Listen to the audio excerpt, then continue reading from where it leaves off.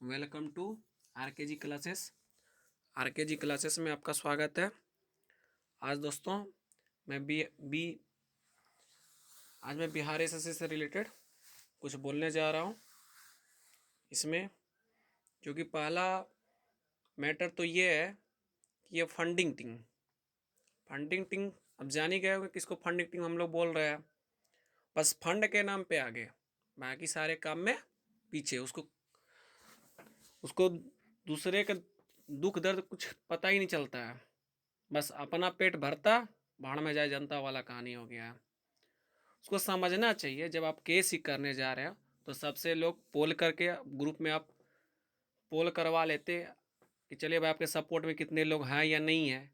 और रही बात आप एनसीएल की, आप न्यू एनसीएल के लेके जो केस कर दिए बिना ना फंड जमा किए ना कुछ किए, बस ओनली 3 ही लोग पटिशनर, और बाकी सब कहाँ चले गए? बाकी तो सबको ज़रूरत था, वो सबको भी ऐड करते जिस तरह दरोगा वाले में किया गया था। वो तो किए नहीं, बस जाके आनन फानन में केस कर दिए, और केस का नतीजा अभी 12,000 स्टूडेंट भुगत रहा है। जब अभी आप ही लोग दलील दे रहे हैं कि CGL 2 में मान्य किया गया था, और वह यही साक्ष्य आप अपने एडवोकेट के सामने रखे हैं कि CGL 2 में लिया गया था, उसी आधार पर इस पर भी लिया जाए। तो आप भी वेट कर लेते। CGL 2 में तो लोग कोई केस नहीं किया था, उसमें भी सेम यही नोटिस आया था, तो उसमें तो केस नहीं किया गया था और बाद में भी CGL 2 में एक्सेप्ट किया ही गया था। उस तरह इसमें भी वेट करना चाहिए था। आनन फानन केस करने के चक्कर में सारे स्टूडेंट का करियर आप लोग दांव पे लगा दिए थे। लोग 8 साल तक बर्दाश्त कर सकता, लेकिन 8 दिन सब कुछ सिलेक्शन होने के बाद 8 दिन क्या, एक दिन काटना मुश्किल हो जा रहा है।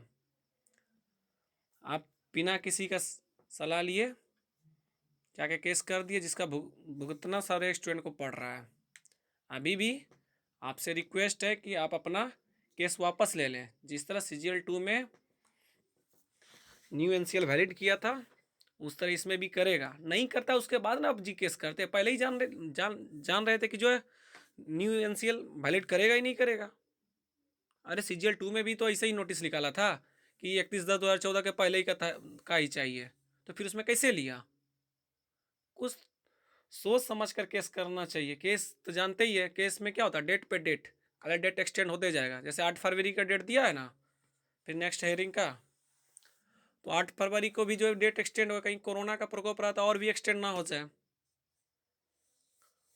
बस आप लोग से बस यही रिक्वेस्ट है कि जितना जल्द से जल्द आप केस वापस ले। और अगर केस करने का ही शौक है, जब फाइनल मेरिट लिस्ट आ जाए, अगर नई न्यू एनसीएल वैलिड हो तब केस कर सकते हैं। ये फालतू का पहले ही केस कर दिए। अजीब हाल है ये लोग का, सब आजीज हो गए ये लोग सिर्फ। अभी सारे स्टूडेंट शांत हो गए जो फंडिंग कर रहे थे, फंडिंग टीम। अभी किसी के पास कोई रिप्लाई है ही नहीं, खाली बोल रहे हम न्यू एनसीएल के भलाई के लिए ये कर रहे हैं वो कर रहे हैं।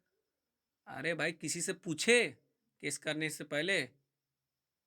और जब डीबी हो रहा था उसी दरमियान आप केस भी कर दिए। अब उसमें अगर नहीं लेता, डीबी के दरमियान न्यू एनसीएल नहीं लेता, तो आप कर सकते थे।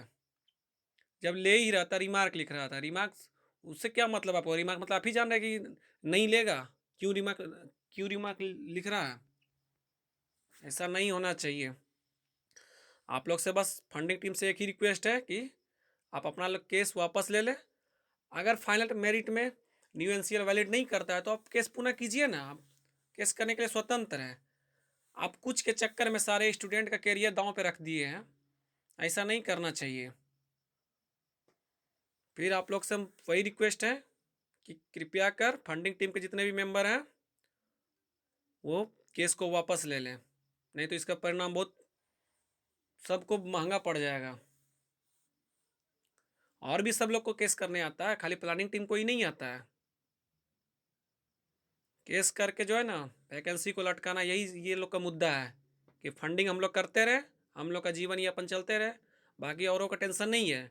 लोग किस परिस्थिति में जी रहा है, कितने लोग, इतना अभी कोरोना का कहर सबका आर्थिक फिनेंशियल गड़बड़ा दिया। अभी लोग खुदा न खास्ते अगर ज्वाइनिंग तो मानते 1 महीना के बाद ही कराता, क्या तो कुछ कम आर्थिक आर्थिक उपार्जन हो जाता लोग का। वो तो हुआ नहीं, और ऊपर से केस करके पता नहीं ये लोग क्या चाहते हैं।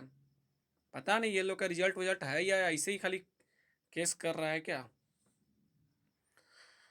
इसीलिए जो भी सदस्य हैं एकजुट होकर आप लोग सभी ये फंडिंग टीम के अगेंस्ट में आवाज़ उठाइए कि जल्दी ये केस वापस ले। अगर न्यू एनसीएल वैलिड नहीं करता तो हम लोग भी सपोर्ट करेंगे, अभी ऐसा बात नहीं है। आप पहले ही केस कर दिए क्या सोचकर।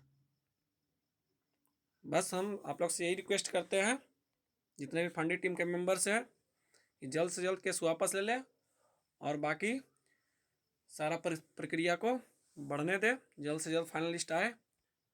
और उसमें अगर न्यू एनसीएल वैलिड नहीं लेता है तो सब लोग खुल के सपोर्ट करेंगे। अभी तो कोई औचित्य होता ही नहीं था केस करने का, और बीच में पता नहीं कहाँ से माँ खलनायक भूमिका निभाने के लिए इंटरवेनर आ गया जो, और ये तो सर का दर्द हो गया है। जबकि वो लोग का ना तो लिस्ट में नाम है ना ही कुछ है, बेवजह का बीच में अड़िंगा लगा रहे हैं।